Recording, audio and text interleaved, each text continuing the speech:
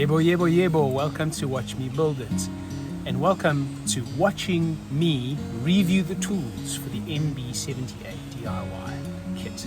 In this step, we will simply review the tools that come along with the DIY kit.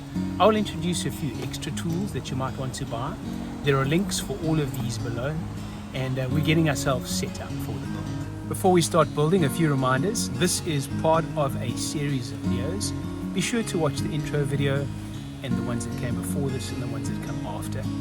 Be sure to click on the link below to go and buy your own MB78 kit and use the affiliate link to the Namoki store to get to their store, and then use this code here to enjoy an exclusive discount on this kit. You can only enjoy this discount using the Watch Me Build It code. Finally, don't forget to click like and subscribe. But more than anything, let's do this step. So we have the puffer, our 3 different size hand setting tools, a watch case holder, a bit of Rodico to remove dust, a bezel removal tool, a spring bar removal tool, some pegwood, a dial protector,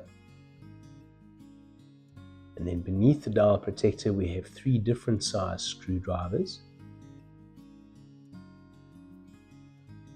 We have hand removal tools, a pair of tweezers,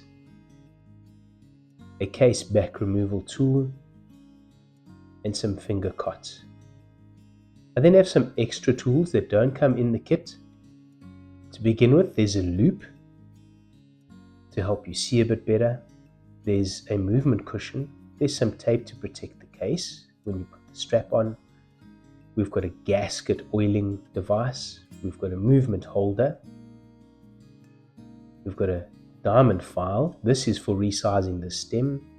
A pair of long nose pliers. A microfiber cloth. We've got some watch oil and an oiler.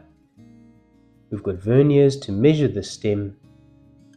And we have a marker pen. There are links below the video for all.